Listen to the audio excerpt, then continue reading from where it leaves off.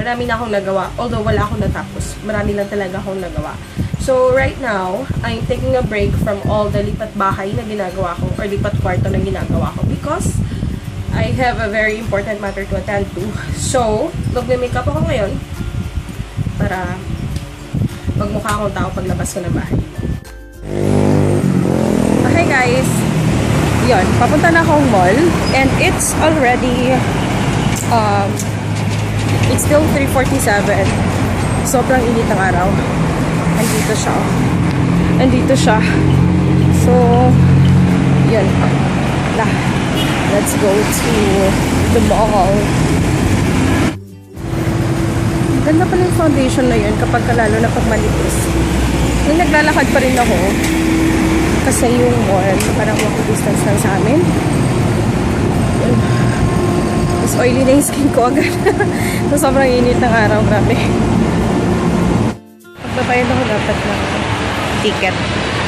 Yan lang daw ba yun sa buka.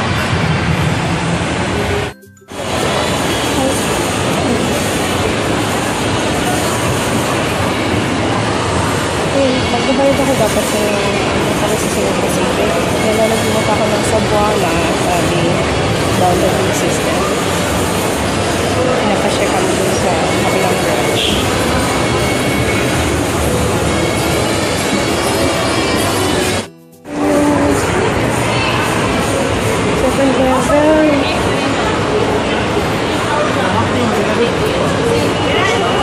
Mag 7-Eleven na mga ako.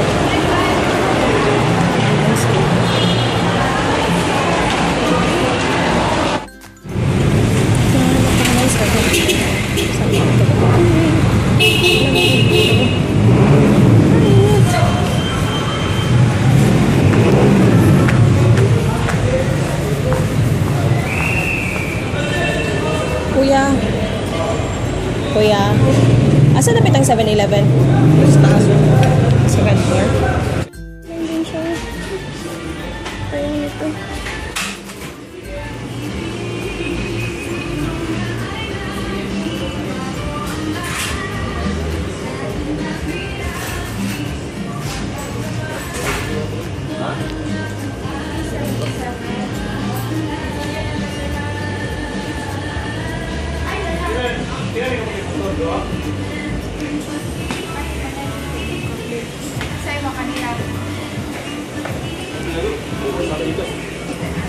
Sa sarili ko, lumabas ako sa entrance.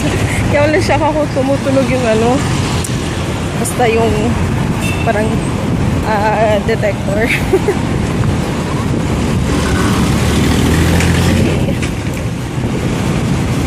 So, try ko na lang sa ibang branches.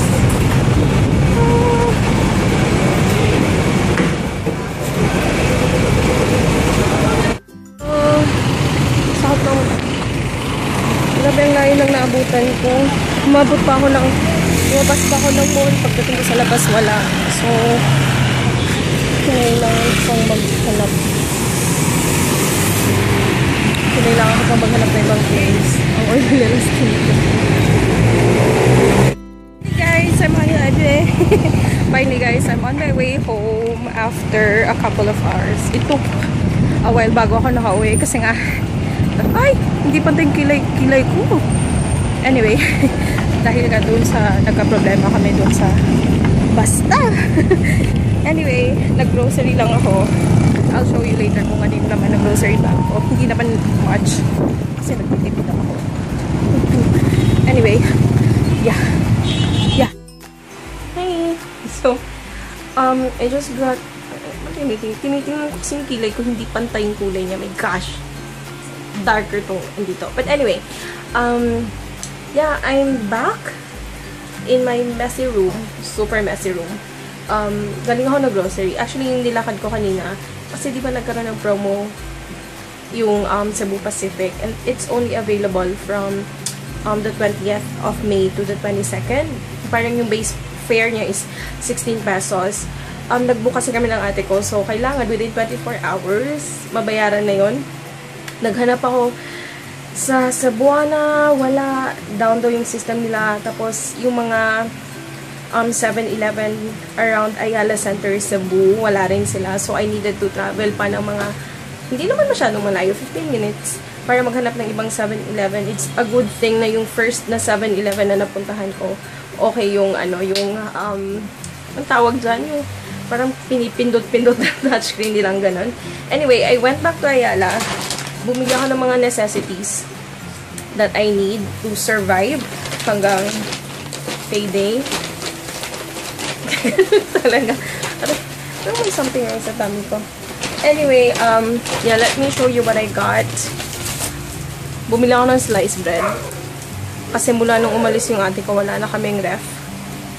Kasi inisip ko na parang baka mamamahalan ako sa pagbayad ng ref. So, pinabenta ko na sa kanya.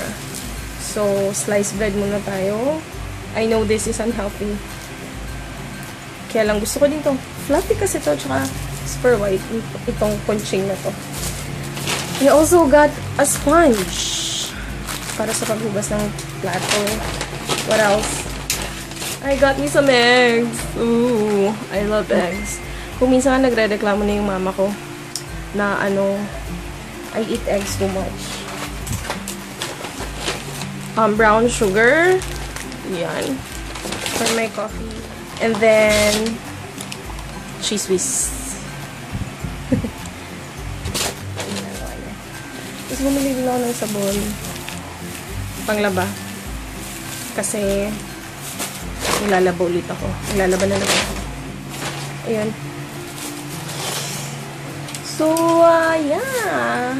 I don't know pa kung yung kakainin ko for dinner. But I think, siguro, it's either gonna be the bread or the itlog. You know. So, I'll talk to you again. Having dinner right now. Eggs again. Tapos yung bread na binili ko and coffee. Oo. Yun yung nagustuhan ko. So, yep. Let's eat, guys.